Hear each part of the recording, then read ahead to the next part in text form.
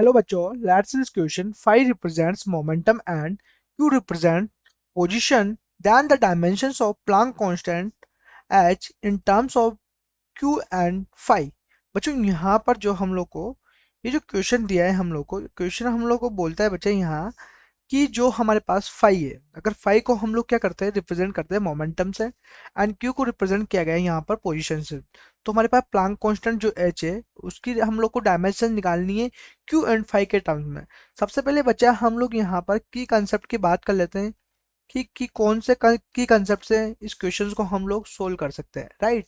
ठीक है, तो सबसे पहले मैं यहाँ की कंसेप्ट की बात करूँ बच्चों, तो यहाँ पर देखिए हम हमारे पास फाइव को बोला है इसने मोमेंटम। ठीक है, क्या बोला है इसने, मोमेंटम बोला। मैं मोमेंटम की लिए हम लोग यहाँ लिखेंगे। ठीक है, मोमेंटम बोला है इसने फाइव को। ठीक है, तो सबसे पहले हम लोग के पास प्लांक कांस्टेंट का हमारा फॉर्मूला पता होना चाहिए, राइट। प्लांक कांस्टेंट का फॉर्मूला अगर हम लोग को पता है तो उसके डायमेंशन भी पता होना चाहिए।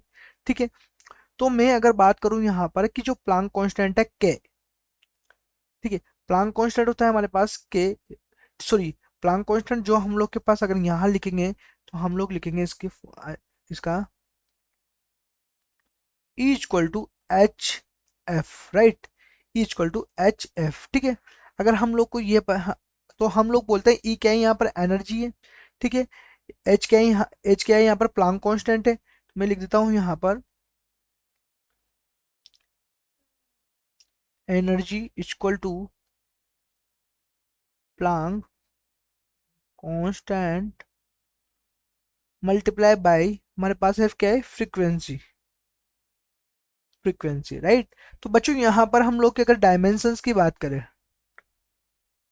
डायमेंशंस की बात करें कि हम लोग के पास की कॉन्सेप्ट में क्या होना चाहिए, अगर इन सबके डायमेंशन हम लोग को पता है तो हम लोग इसको इजीली हम लोग क्या करते हैं, सोल्व कर सकते हैं बच्चों। यहाँ पर डायमेंशन मतलब हम लोग के पास मोमेंटम है, मोमेंटम हम लोग को मोमेंटम जो बच्चों यहाँ पर हम लोग को मोमेंटम लिए बोला है इसने, मोमेंटम फाइव से हम लोग रिप्रेजेंट कर रहे हैं इसको। किससे रिप्रेजेंट कर रहे हैं बच्चों, यहाँ से फाइव से। मोमेंटम क्या होता है, एमवी होता है। ठीक है, ये हम लोग को पता होना चाहिए। तो इसकी डायमेंशन भी हम लोग को पता होना चाहिए, क्या होगी हमारे पास, m1 l1 t-1 होगी। ठीक है बच्चा, इसके बाद अगर हम लोग बात करें यहाँ पर पोजिशन, पोजीशन की बात करें बच्चों यहाँ पर, तो उसने बोला है हमारे पास पोजीशन क्या है, एस है। ठीक है, पोजीशन, तो यहाँ पर इसकी डायमेंशंस क्या होगी हमारे पास, L1 होगी। ठीक है, डायमेंशंस क्या होगी बच्चों इसकी, L1 होगी। ठीक है, अगर हम लोग प्लांक कांस्टेंट की बात करें, प्लांक कांस्टेंट की बात करूँ बच्चों हम यहाँ पर, तो प्लांक कांस्टेंट जो है हमारे पास, उसके एच का हम लोग को क्या होगा, डायमेंशन अगर हम लोग को पता है तो m1 l2 t-1 इसकी डायमेंशंस होगी बच्चा यहाँ पर, राइट।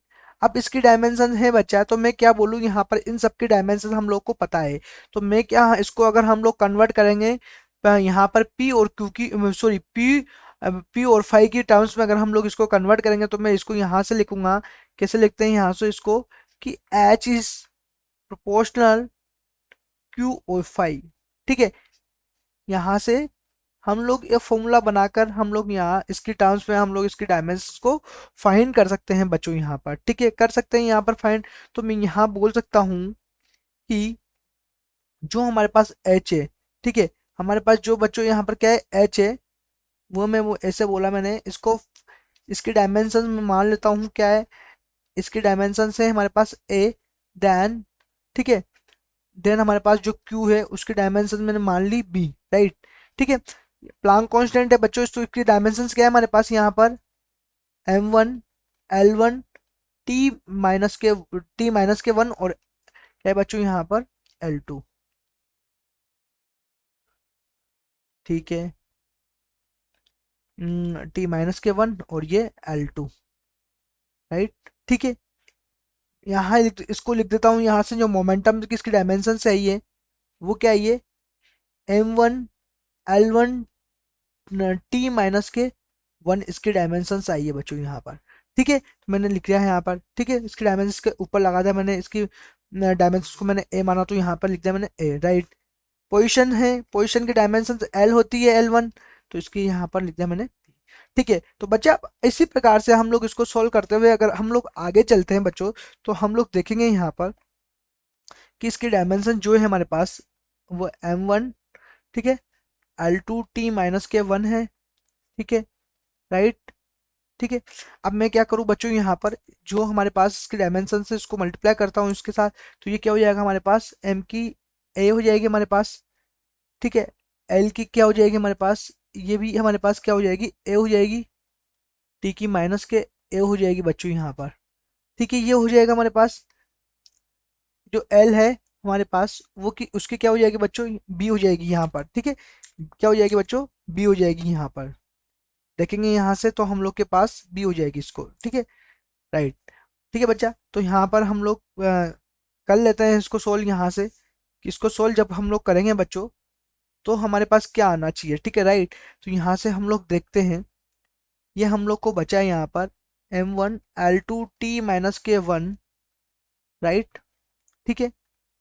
इसको हम लोग करते हैं तो m a, ये दोनों इसका क्या है, बेस सेम है, तो a प्लस बी हो जाएगा, देन t माइनस के a हो जाएगा बच्चों यहाँ पर, राइट। ये आ गया हमारे पास। तो मैं क्या बोल सकता हूँ यहाँ पर कि a इक्वल टू क्या हो जाएगा, 1 हो जाएगा बच्चों यहाँ पर, ठीक है, a इक्वल टू 1 हो गया। b इक्वल टू अगर मैं बात करूँ, b इक्वल टू यहाँ पर a plus b, a plus b equal to क्या हो जाएगा, 2 हो गया यहाँ से, ठीक है, ये इसके बराबर है। और यहाँ से अगर मैं बात करूँ माइनस a की, वो -1 के बराबर है बच्चों, ठीक है।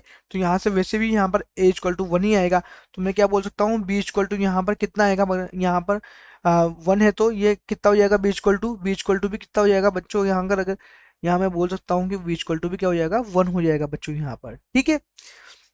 तो यहाँ से ही हम लोग के पास ये आ गया, ठीक है। अब हम बोल सकते हैं यहाँ पर कि जो हमारे पास h है, प्लांक कांस्टेंट, ठीक है, तो वो क्या है हमारे पास, फाई और क्यू, राइट, ठीक है। तो मैं क्या बोलूँ यहाँ पर, इसका इसके इसके हमारे पास 1 है, ठीक है, और इसके हमारे पास तो यहाँ पर वैल्यू हम लोग को यहाँ लिख देते हैं यहाँ पर। तो ये 5 की तो क्या आएगी, डायमेंशन 1 आएगी, देन क्यू की जो डायमेंशन आएगी वो भी क्या आएगी बच्चों, 1 आएगी इसकी भी डायमेंशन, ठीक है। तो इस प्रकार से मैंने इसको सोल्व करके यहाँ से लिख सकता हूँ। तो फाइनली अगर हम लोग चेक करते हैं यहाँ पर हमारे पास ऑप्शंस, तो ऑप्शंस में बोलूँ यहाँ पर ऑप्शंस के बारे में बात करें तो ऑप्शंस देखो यहाँ पर 5 1 और Q1, ये फर्स्ट ऑप्शन से यहाँ पर क्या होगा, करेक्ट होगा, बाकी सेकंड भी गलत होगा, थर्ड भी गलत होगा, एंड फोर्थ भी गलत होगा बच्चों। तो फाइनली बोल सकता हूँ कि जो इसका फाइनल जो आंसर होगा वो क्या होगा, 5 1 और Q1 होगा हमारे पास, ठीक है बच्चों। I hope you understood it well, best of luck.